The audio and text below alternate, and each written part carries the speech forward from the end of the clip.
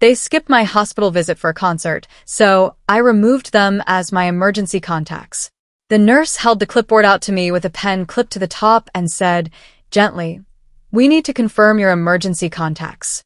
My arm was taped up from the floor, my hospital bracelet was itching against my wrist, and the room smelled like rubbing alcohol and warm plastic. Somewhere down the hall a monitor was beeping in that steady, impatient rhythm that makes you feel like time is counted in alarms. I stared at the paper, blinking too slowly, and my brain kept replaying the same image, my phone on the bedside table lighting up with a single message from my sister. "We're at the venue. Reception is bad. Love you.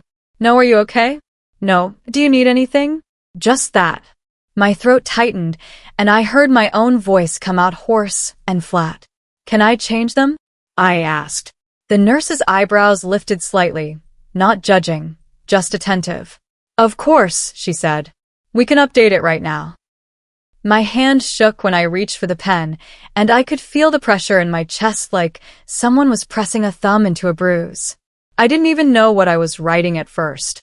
My vision kept blurring, not from pain meds, just from that hot sting behind the eyes that comes right before you cry. I was in a thin hospital gown that kept sliding off my shoulder no matter how many times I tugged it up, and my hair was greasy from 2 days of stress and not caring. I wrote my mom's name once, out of habit, then stopped. The pen hovered over the line, and my fingers cramped. The nurse waited quietly, giving me the kind of space that feels like permission. I scratched out my mom's name so hard the paper tore slightly, and the ink bled. "Sorry," I muttered. The nurse shook her head. "Don't be," she said. "Take your time." My phone buzzed again, another text, this time from my mom. "Saw your messages. We're out right now. Are you stable?" I stared at the word stable like it was a business email. My mouth tasted metallic. I set the phone face down, then wrote a different name on the line with slow, deliberate strokes. Maya Collins. My best friend. The person who had been sitting in the plastic chair all night with my charger plugged into the wall and my chapstick in her pocket because she knows I lose everything when I'm scared. It was a Friday evening when I ended up in the hospital, and it started with me telling myself I was being dramatic. I'd been having this sharp pain under my ribs for hours, the kind that comes in waves and makes you hold your breath without realizing.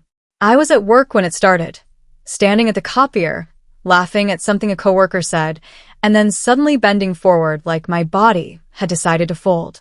My coworker asked if I was okay, and I lied immediately. "Yeah, just hungry," I said, forcing a smile while sweat prickled under my brow line. By the time I got home, the pain wasn't hungry pain anymore. It was bright and specific and mean. I tried to shower it off. I tried to drink water.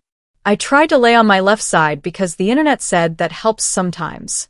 Then I threw up, and that was the moment I finally admitted I needed help. I texted my mom first because that's what you're supposed to do, right? The number you list on forms. The person who's supposed to show up even if it's inconvenient. "Hey, I'm in a lot of pain. I think I need to go to the ER. Can you call me?" No response. I called. It went to voicemail. I tried my sister, Jenna. She picked up on the third ring with loud music in the background. "Hey," she shouted, sounding happy and breathless. "What's up?" "I think something's wrong," I said, and my voice sounded thin even to me. "I'm in a lot of pain. I might need the hospital." There was a pause. "Lauren," she said, dragging my name out the way she does when she thinks I'm overreacting. "Tonight?" "Yes," I said. "Like now." More music in the background. "We're literally about to leave," she said. "It's that concert I told you about. The one I've been waiting for." I remember staring at my kitchen floor at a little crumb near the baseboard, like if I focused hard enough I could keep myself from falling apart. "Okay," I said slowly. "But I need someone. Can you at least—" "Can you take me? Or call Mom?"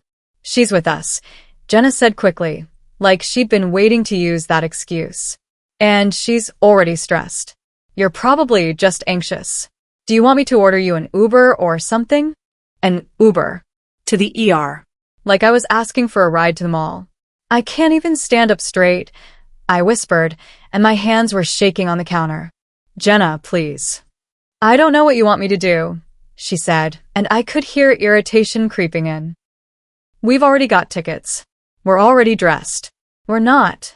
She cut herself off, then softened her tone like she was being kind.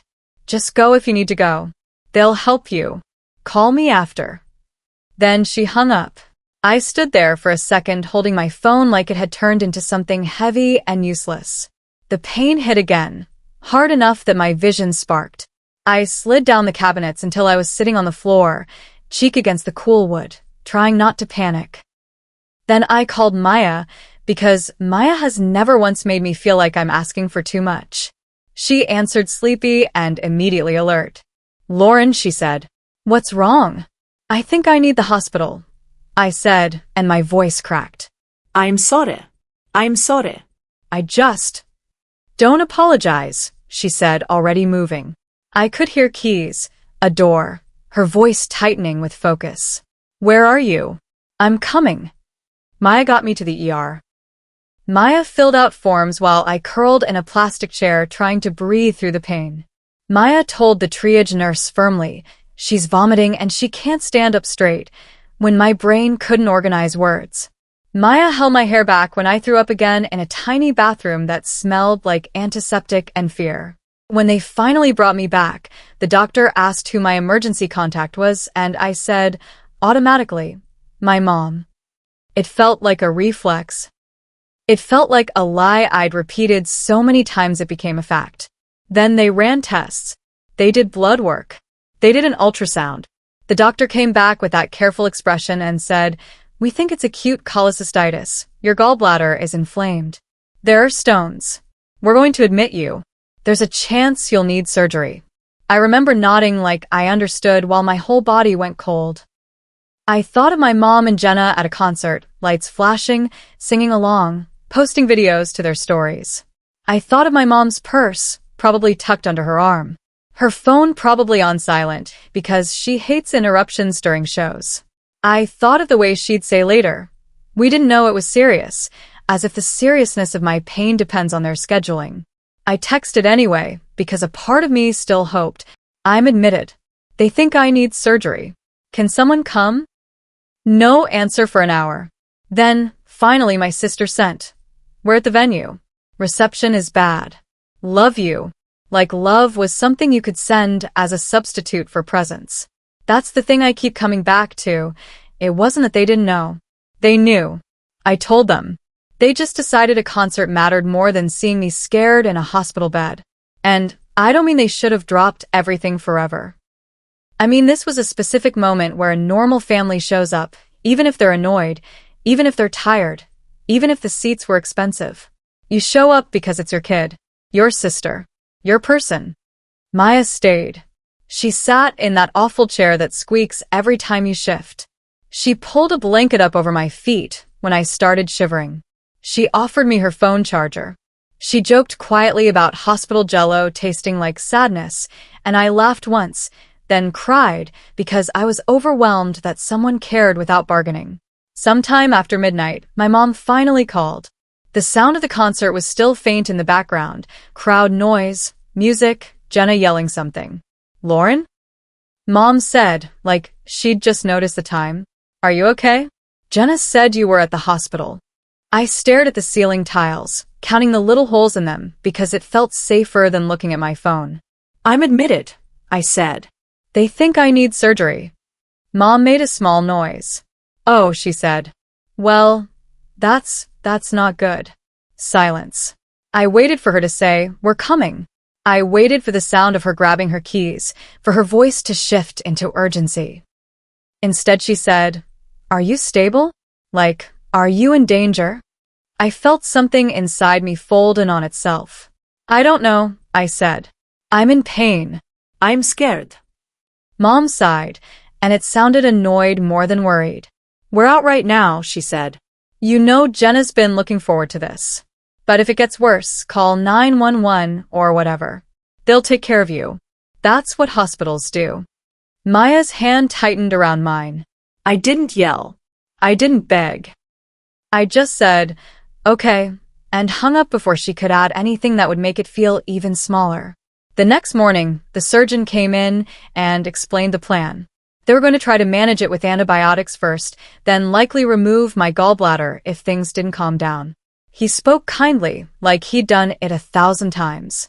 I nodded, asked a few questions, tried to be brave. After he left, I stared at the wall and felt this slow, heavy realization settle. I couldn't keep pretending my mom and sister were safe people to depend on in a crisis. Because what happens next time? What happens if it's worse? What happens if I'm unconscious and they get a call and decide they're out right now? That's when the nurse handed me the clipboard and asked about emergency contacts, and I heard myself ask if I could change them. It sounds dramatic. It felt dramatic. But it also felt like doing a small, necessary thing that should have been done years ago. I removed my mom. I removed my sister. I put Maya as primary.